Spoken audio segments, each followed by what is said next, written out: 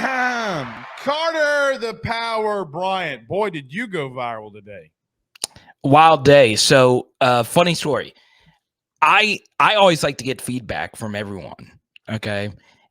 And I tweeted out the clip because I was actually going to lead with that with my show tonight. And I knew we were going to talk about that today. And I just wanted some thoughts because the only reason I clipped the tweet is because it was part of like a 3-minute montage. So I didn't think it was going to go crazy and Mekhi respond to it. Obviously, I love Mekhi Wingo. After the end of a game, all kinds of things are happening. And look, what I'm about to say has nothing to do with his reaction. I just found it interesting. Okay. So yeah, it was awkward to watch that, but I do think Mekhi was just in the moment. You're soaking in that it's time for the next level, but I do truly believe that there's something to that. What say you? Listen, I like Mekhi Wingo a lot. I think he's one of my favorite players. I think he's a dedicated person. I think that he came here in a time when we desperately needed him. He worked himself into a starter. Hell, he worked himself into being voted in as a captain, the captain, number 18, the captain.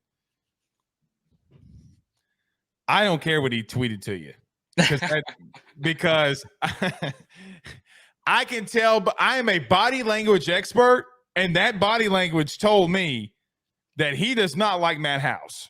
And we'll talk about this tonight, Carter. The way that I led off the show was talking about, hey, man, yesterday was to me, Matt House's best call game maybe at LSU. You didn't make plays. Like yesterday's personnel, you did not make plays whatsoever.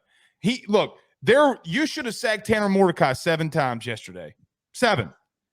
There's no reason that they should have had 14 points. I mean, none. But you get down early. You got a new quarterback. That body language, though, okay, tells me what I need to know about what your leader, your captain, feels about Matt House. If this was a freshman and a freshman's just being all cool, yeah, whatever, 18-year-old kid, this is a 22-year-old kid. Like, he's been around the block. Yeah, I mean, he's one of the smartest high football. Maybe we should have given context for anybody who just joined us. But basically, Matt House walks up to Mekhi Wingo. He starts telling him, like, hey, man, you guys won it for us there at the end, the way that you played. And Mekhi Wingo's body language is like he just dismissed Matt House, wouldn't look him in the eye. Yeah, here's my thing. I do agree with you that Matt did do a better job. And the first touchdown in particular, the defensive call was perfect. You just need a corner to make that play. Right? You got unblocked pressure home. Okay. What I would also say about this, Blake, is Matt, outside of the Wingo situation, has just been a disaster this year. I mean, nothing about the tweet, nothing about what Wingo had to say changes my opinion of the LSU defensive coordinator situation. It's bad. And it was another really poor defensive performance. I do agree, though, that Matt did a better job calling defensive sequences in this game, in particular in the first half. So I give him a lot of credit for that. And I do give Matt House a lot of credit for doing what we begged him, and in particular you begged him to do, put Mason Smith as a zero-tech nose. It was the same exact thing that got Greg Penn the big interception to end the game versus Texas A&M. And it was also the same thing that ended this game. So Matt started doing some basic things that got Mason in particular to make plays. And you've been in particular you have, and rightfully to a certain extent, have been calling out Mason Smith. Make some plays. Mason finally made big-time plays in these last 2 games of the season. So Matt did a lot to get Mason in the right spot to make those plays. I have my hand raised. Go ahead. Dude, you got to. Your Honor, I testify to the truth and nothing but the truth, so help you God. Okay. Did not what I say that they needed to do with their defensive line, they not do against Washington from a passing game standpoint, and it win. Yeah, it did. 1,000%. I know it did because I fucking said it should have. Sorry if I said that, because I'm so aggravated, Carter, that if you've been around the game long enough, you know this kind of stuff. Like you're gonna have, if you cannot get home at 4, all right, you're giving up the pass play anyway. You're playing passive aggressive on the back end. You're playing zone. Well, you can't. It's a defeatist mindset, hoping and praying that Harold Perkins will get home. Yeah. Right? You got to send pressure. They did a much better job, okay, of calling things. Carter, we went out to practice last week, and the first thing I led off with was, man, they played bump and run man-to-man coverage on the outside. And it worked. Like they had some really good things that helped them. Like Ashton Stamps drops a pick, catches a pick in practice at LSU, posted on Brian Thomas Jr., who's going to the NFL. And we're just sitting here saying to ourselves, man, he put you in enough positions to win yesterday. You did not make the plays. Carter, they're there for outside zone. You got a white running back shaking Harold Perkins in the open field and running for 20 yards. That cannot happen. Carter, that cannot happen. Yeah. Guys needed to step up and make plays. And they did not. So I'm giving Matt House a pass on this Wisconsin game. I'm 1,000%. I mean, look, I'm there. Carter, tell me, did you think that they had guys called in and put in right situations and LSU's guys on the field just didn't execute? Yes. In this game in particular, I actually do agree with that. I will tell you, I've not done the full defensive side of the football yet. I've mostly focused on what Garrett did in this game. Mm-hmm. And normally I rewatch the game immediately and put the film study up. But like you, I wanted to watch a college football playoff games because they're so good yesterday. Right. So also today, this is crazy. A pro offensive coordinator came to visit me here from Europe. And we got to watch some QB film and watch Nico and Garrett in particular. So I haven't really been able to watch the defense in particular, but just from the first watching of the game that every single one of you watched, I've not rewatched the defense yet. They were in position. Ashton Stamps has got to make that play on that first drive. No doubt. Javian Toviano had some opportunities to make some plays. Can't get beat on a double move. I will give Toviano a lot of credit for making the touchdown saving tackle, though, to hold them to a field goal. There at the end, no doubt. Right. Because they wind up kicking the field goal. And that's the difference of the game. That's the difference. You had that one stop that they had down in the red zone, won them the football game. So I honestly thought Toviano did some really good things. I also saw Javian Toviano make one of the best tackles on the season when he was actually in a safety position, which I think is more of his natural position. Yeah. So I thought he did some good things. Also, Blake, outside of Wingo and Smith, it was a tough day for the others to get off blocks. And that's the thing. You know, we've been begging for this guy to play or that guy to play. Yesterday was a really good day for Braden Swinson because he didn't play. And that was the one guy outside of those two that can get off blocks. And you missed him very dearly. So overall, a lot of difficult defensive decisions that they're going to have to make. But Blake, I'm really excited about this offense moving forward with Garrett Nussmeier. All right. Want to get to him next. Carter, what do you do? Because, I think go on. Because I do think that so I want to go back to that drive where they kicked the 3 there at the end to get to 31 points. You give up the long play, Toviano makes the tackle. Well, the first play they run was the tackle for loss that Major Burns had in the backfield. That was a play call where he's just his only responsibility is the flat. He has no man. He has no zone. No zone in the back end. His job is to take care of the flat. He read it perfectly. He played it perfectly. He made the tackle in the open field. that put them behind the sticks, they cannot score. So we've seen them change something up now, okay? And guys did not make plays when they needed to make plays. What do you think about moving forward into 2024? Yeah, so I still think Matt House needs to go. All right. Okay. And look, I've defended him to a certain extent, Blake, but he's just not what we need. I'm a little bit more lenient with all other LSU sports outside of LSU baseball, right? You never settle for mediocre at LSU with LSU football. You shouldn't. And Matt House has been mediocre to bad, at best mediocre this year, at very best. Also, Blake, there are players on this team that played a lot of snaps this year and didn't make enough plays. It's just that simple. And it's not just Omar Speights. It's easy to pile on Omar Speights. He's not a Louisiana guy. He's from Oregon State. It's a little bit easier to pile on him. But there are some tough conversations that need to be had about some of the guys that played a lot of snaps defensively. So it's going to be tough, right? Jordan Gilbert's coming in. He's going to want to play, right? But he's going to start. I mean, he's going to start. Right. I think at this point he's got to, with the way the safety play was yesterday. Major Burns got better as the game moved on. There were some tough moments mixed in there as well throughout the year with Major Burns.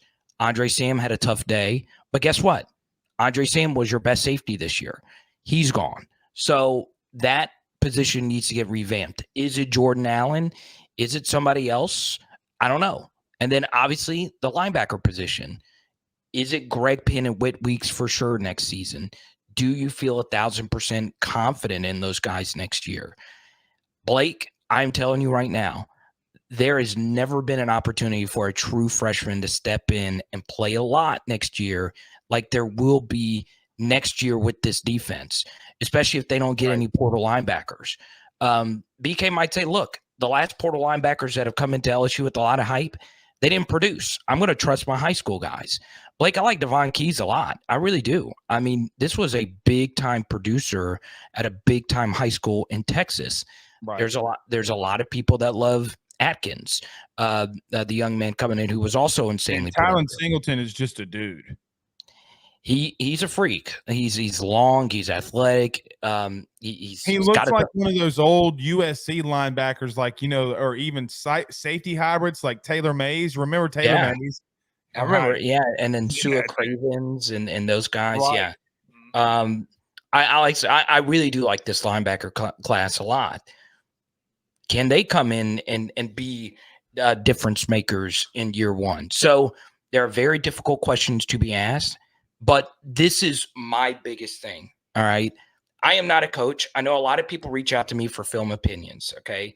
There's recruits that reach out to me to not so much like big Power 5 recruits, but like lower level guys that want me to watch your tape or whatever. This is just a basic defensive philosophy.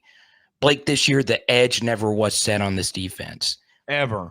It just wasn't set. Like it cost you the Ole Miss game in many ways. A lot of things cost you the Ole Miss game, mostly broken tackles. But I felt this year, I know you might disagree with me, but I felt this year LSU didn't have the best edge play.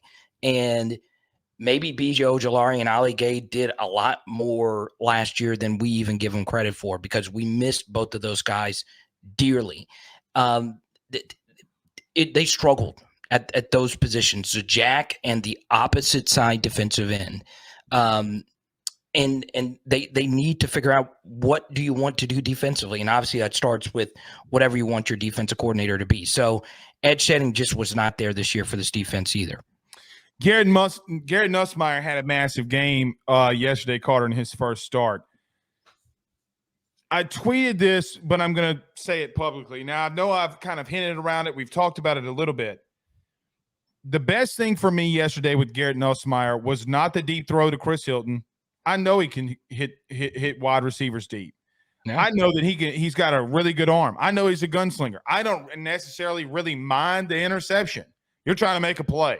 I will live with that. You made a right decision. You're trying to get it to the best receiver on the field, probably the best player on the field. I don't mind that at all. You know what the biggest thing for me that calms me down on Garrett Nussmeier moving forward? The check down to Caleb Jackson, okay, when he was normally, so they run a little seam route, okay? You have a safety that's baiting him. Normally, the old Garrett Nussmeier would have thrown that seam and it would have been picked. But he didn't have it, and he knew he didn't have it, so he didn't risk it. And he goes, you know what? I got a dude named Caleb Jackson right here. I'm just going to dump it off to him. I'm going to let him go get some yardage. But the biggest, he's down 14 in that game twice. And not once did he get rattled. He comes down from a 98-yard drive, a lot like, you know what? It's a little like poetic justice.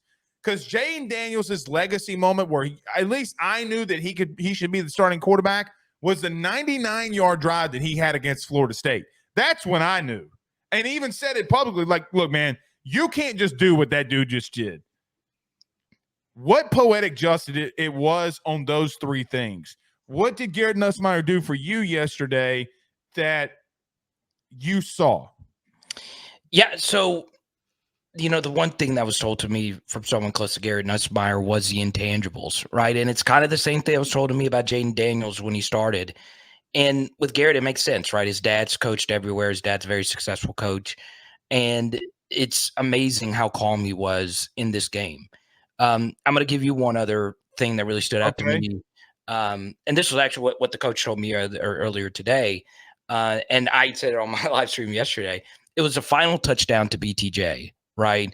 Play clock's running down, and he was just lining everybody up. He was saying, hey, you go here, you go here, you go here. Yes. And then he gets the touchdown to BTJ. That's ridiculous. It's absolutely ridiculous football IQ. Rocky first quarter, and he just kept getting better and better and better as the game moved on. Right. And something else, Blake, is the team really likes him. They really do. Yeah. I do. When he threw that touchdown to Brian Thomas, and the way I know that you scored to go in to win, no, they reacted differently. Even the Chris Hilton touchdown, they were like, let's, you could see it, like there's a picture. So let me just show you this one. This is what this was our cover art for the night. You ready? Yeah, let's see it. Look at this. Like, look at Brian Thomas Jr. in the background. Okay, he's looking at us like, that's a badass white boy right there. Like you remember the movie? Remember the Titans when they're like, when he hits the dude and he hurts him when he gets in the game, and he's like, hey, Blue, let him through. You remember that? And he knocks the dude's knees out from under him. He goes slipping him, and the guys walk up and they're like, that's a badass white boy. Tell me that that's not what Brian Thomas is looking like to Garrett Nussmeier after he just threw this touchdown to BTJ. Like, I love it. I just love it. That's what they were doing, bro. He was like, that's a cold white boy right there. But that right there tells me, as much as the Matt House body reaction with Mekhi Wingo told me how they felt about him, was the polar opposite of what the players felt like towards Garrett Nussmeier. I agree, Blake. And look, Nuts is just good. I mean, there's just really no other way around it. He's just a good quarterback, right? So hopefully that continues into next season. He's going to have some rough starts mixed in there, but this guy's tough as nails. Mm-hmm. And as we said before, we knew Garrett Nussmeier could play, but could he start? The other team, this is Luke Fickell, legendary modern day coach, took Cincinnati to the college football playoff, and he had weeks to prepare for this, right? Mm-hmm. And just couldn't really stop him, and Garrett Nussmeier to come back with no Logan Diggs and in particular no Malik Neighbors was good. Here's my major takeaway, because I know we're short on time. Yeah, Joe Sloan, big day for him. Absolutely big day. I think you felt pretty comfortable with Joe Sloan, though. I felt pretty comfortable with him as well. Well, you know what the different dynamic of it is, too? And look, I'm not going to keep him out of this conversation. I know that Joe Sloan, it was told by Brian Kelly that he would make the actual physical play call. You see Cortez Hankton? Oh, well, what's your big takeaway? I'm interested. Okay, the scoring drive. Remember, there was an injured player. Okay. And I think LSU came off to LSU comes off to the sidelines, or it might have just been Garrett.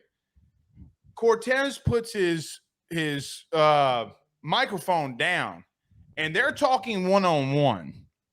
Good. So let me tell you what I think happened there.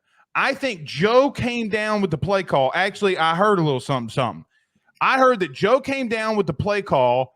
Cortez tells Garrett, hey, listen, Kyron's about to run a seam. They're about to run cover 2, and he's going to be wide ass open.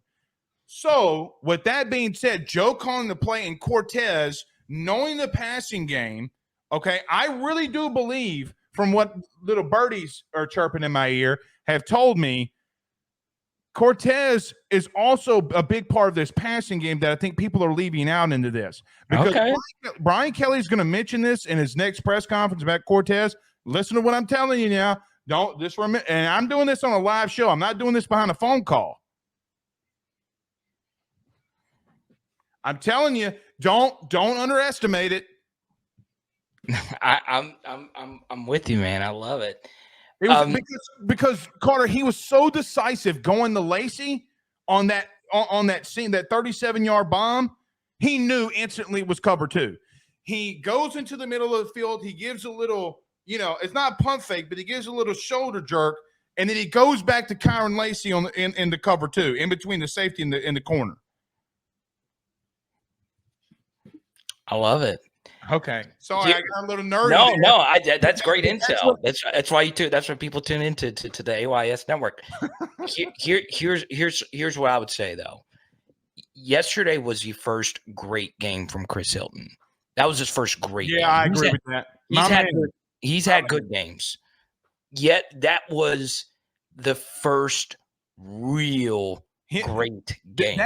The catch in the end zone. Let me get your opinion on this, and I got to ask you about Dominic McKinley. Okay, yeah. The catch that he had for the touchdown could have gone either way. If he calls it incomplete, I don't think that they overturn it for a touchdown. But the bomb that he caught coming back to it and being focused was the better catch to me. That's one of the best catches of the season, if you ask me, because it was underthrown. Right. Massively. And obviously Garrett's going to have to get better at that. That's something that Jaden, struggled with. And we know Garrett's got plenty of arms. You just don't want to overshoot him in that situation. Chris is a guy. Don't undershoot me, Paul. Yeah. Okay. That was really one of the best catches of the season. And that's really saying something, knowing some of the catches we saw this year. If you factor in time, situation, and all of that. And that's why it really stood out to me with Chris Hilton, because most of the plays he's made have been good plays, but we've seen them against Grambling. We've seen them in not so great spots. This was the first time now. It's his time.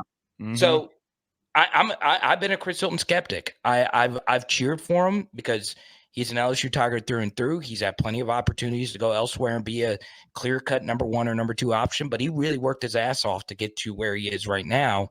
And he's been plagued with injuries, so you haven't had the ability, and then the 2 guys he comes in with, Malik and Brian Thomas, surpass him because he's hurt. They're not.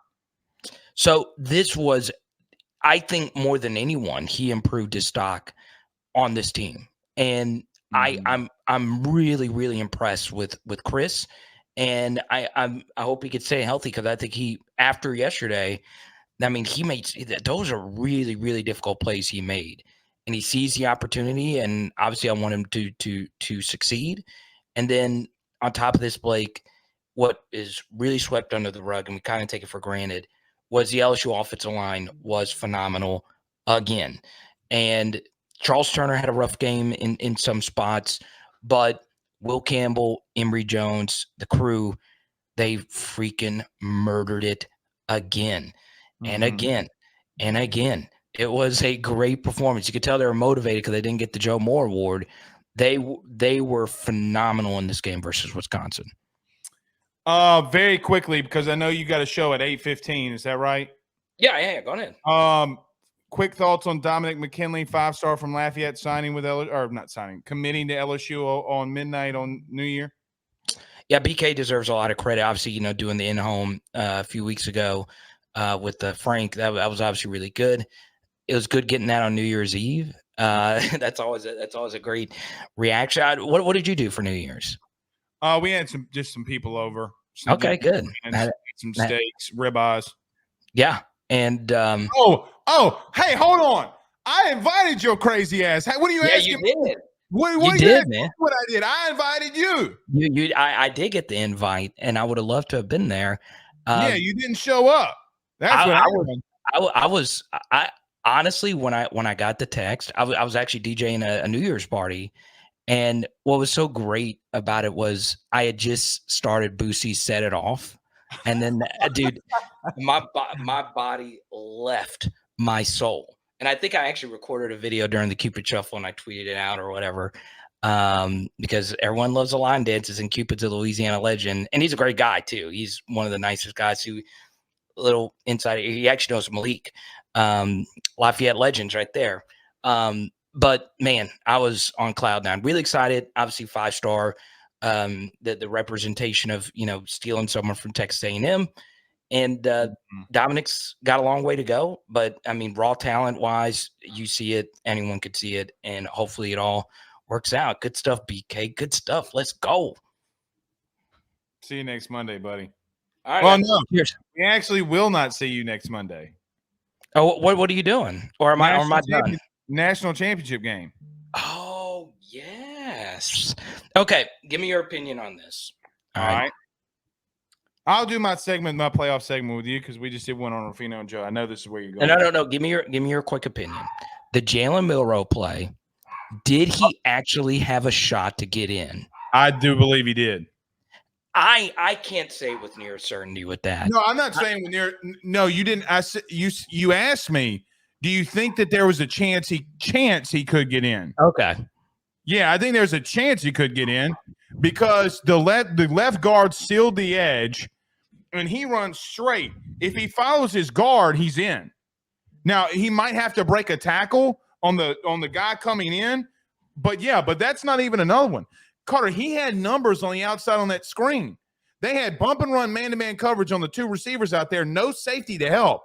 The linebacker is going in motion and is drastically behind, okay, the running back. If he makes the decision to throw that screen, they score. Go back and watch it. I'm with you. The low snap, though, probably made him panic. Maybe he could have made a peanut butter and jelly sandwich back there, then thrown it, okay, and he still would have scored. That's how bad the linebacker was behind the running back. Low snap my ass. He could have thrown it. In these spots, so if I see a defender make a legendary play, I'm going to side with the defense. The number 5 for Michigan, I forget his name, I tweeted out this clip. That was as impressive of an edge set in a big moment versus JC freaking Latham, who's going to play in the NFL for a long time. JC Latham made the tackle, his own offensive lineman. The fact that he destroyed Latham that bad to trip Milroe in the backfield, that's an all-time great defensive play, kind of like the Washington DB making the all-time great defensive play versus Texas. I like seeing great defensive plays decide games, right? That's why the Chad Jones bat down versus Mississippi State is one of my all-time favorites, right? Or the strip sack of John Parker Wilson. You rarely see a defensive player get a big highlight moment like that with the game on the line. I'm glad number 5 for Michigan was able to get that done, baby.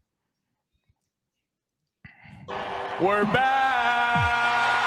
No, they're not. Yes. That's Sam Mellinger. That's right. Yeah. No, they're not. You blew it.